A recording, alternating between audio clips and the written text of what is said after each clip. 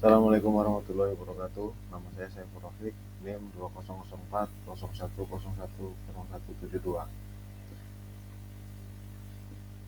Di mata kuliah Komunikasi Data di program PJJ Informatika.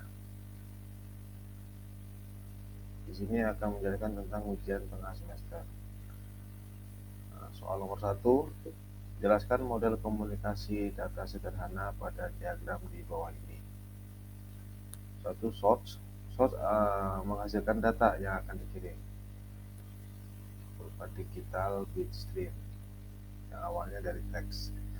Terus ke transmitter itu mengubah data menjadi sinyal yang bisa dikirimkan. Berikutnya transmission system, yaitu menyalurkan data. 4. Receiver, mengubah sinyal yang diterima menjadi data. Kelima, destination, ini mengambil data yang masuk dari rangkaian source, transmitter system, serta receiver. Soal nomor 2, jelaskan secara rinci apa yang dimaksud dengan packet switching. Packet switching adalah metode transfer data antar jaringan dalam bentuk paket. Tujuannya untuk meminimalkan latensi transmisi jaringan dan mempercepat proses transfer. Melalui metode ini, semua data akan dipecah menjadi potongan-potongan kecil dengan variabel panjang yang sering disebut dengan paket. Circuit switching. Circuit switching merupakan metodologi penerapan jaringan telekomunikasi di mana dua node jaringan membentuk suatu saluran komunikasi khusus atau sirkuit melalui jaringan sebelum node dapat berkomunikasi. Rangkaian menjamin bandwidth penuh dari saluran dan tetap terhubung selama sesi komunikasi. Fungsi sirkuit seolah-olah node secara fisik terhubung sebagai dengan sebuah rangkaian listrik. Message switching adalah metode pengiriman data dalam jaringan komunikasi di mana data dikirimkan dalam bentuk pesan lengkap dari titik satu ke titik lainnya. Dalam message switching, pesan dianggap sebagai unit tunggal yang dikirimkan melalui jaringan dan proses oleh setiap simpul sebelum sampai ke tujuan akhir. Pesan bisa dalam bentuk teks, suara, gambar, atau bentuk data lainnya. Berikutnya, frame relay adalah protokol paket switching yang menghubungkan perangkat-perangkat telekomunikasi pada satu wide area network atau WAN. Protokol ini bekerja pada lapisan fisik dan data link pada referensi OSI atau Open System Interconnection.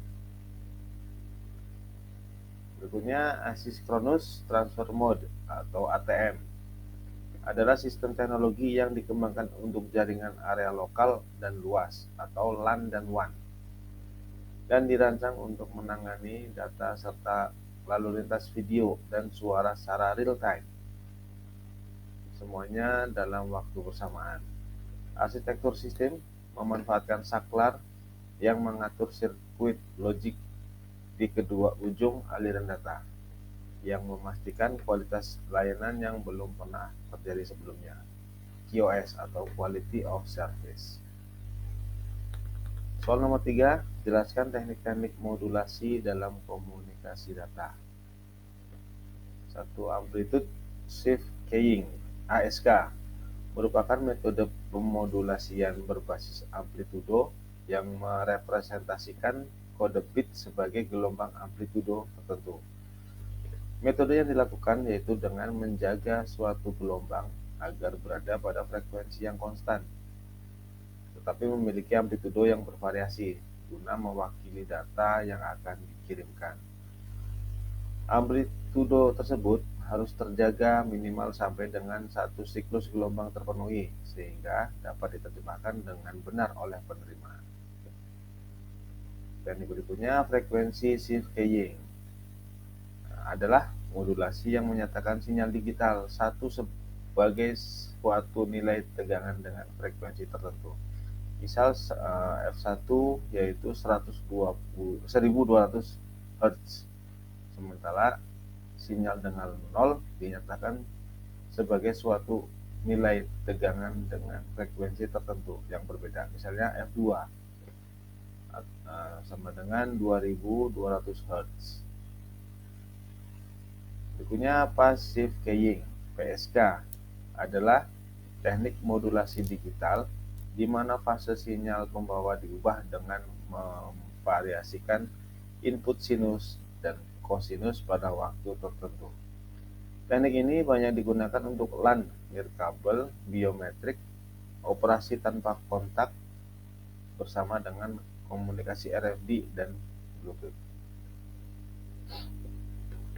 Soal nomor 4. Jelaskan media-media transmisi yang digunakan dalam komunikasi data.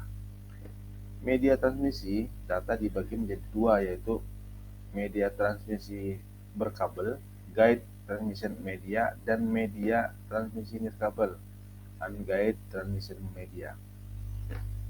Media transmisi berkabel dapat berupa pasangan kabel terpilin, twisted pair cable, kabel koaksial, dan serat optik, di mana masing-masing kabel tersebut memiliki karakter seperti kecepatan transmisi, ketahanan terhadap noise, hingga harga yang berbeda-beda.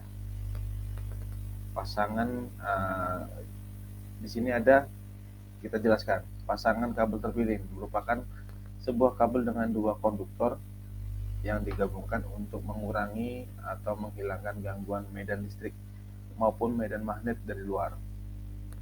Pasangan kabel terpilin dibagi lagi menjadi dua jenis, yaitu kabel terpilin tanpa pelindung dan kabel terpilin dengan pelindung.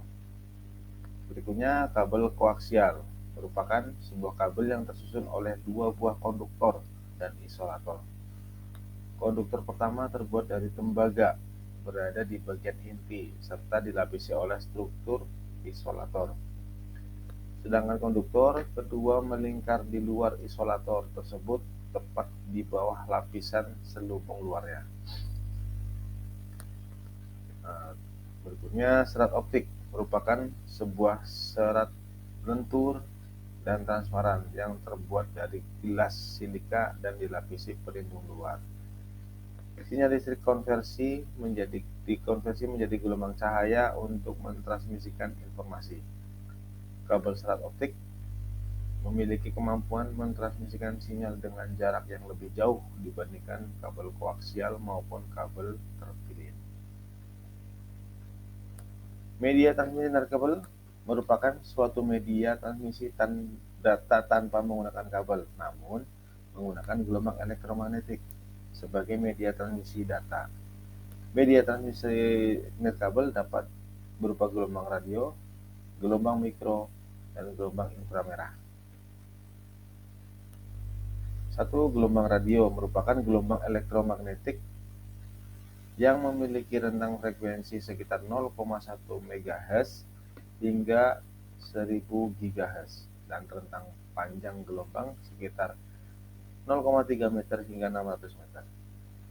Gelombang radio banyak digunakan dalam berbagai perangkat komunikasi seperti walkie-talkie, perangkat berbasis Wi-Fi, dan Bluetooth.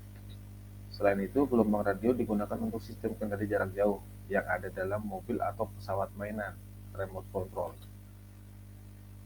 Berikutnya gelombang mikro merupakan gelombang elektromagnetik yang memiliki rentang frekuensi sekitar 0,3 GHz sampai 300 GHz. Rentang panjang gelombang sekitar 1 nanometer hingga 1 meter. Gelombang mikro banyak digunakan dalam sistem radar. Sistem gelombang mikro tidak boleh terhalang objek apapun karena dapat mempengaruhi proses pengiriman dan penerimaan informasi. Maka diperlukan menara-menara tinggi dalam proses transmisi informasi. Berikutnya gelombang inframerah merupakan gelombang elektromagnetik yang memiliki rentang frekuensi sekitar 300 GHz sampai dengan 30.000 GHz dan rentang panjang gelombang sekitar 8 KX10-7 meter sampai 10, juga ketika teknologi ini digunakan untuk mentransmisikan informasi pada jarak yang dekat secara langsung. Dalam kehidupan sehari-hari, teknologi inframerah ini digunakan pada sistem remote control TV. Demikian penjelasan dari saya. Terima kasih. Wassalamualaikum warahmatullahi wabarakatuh.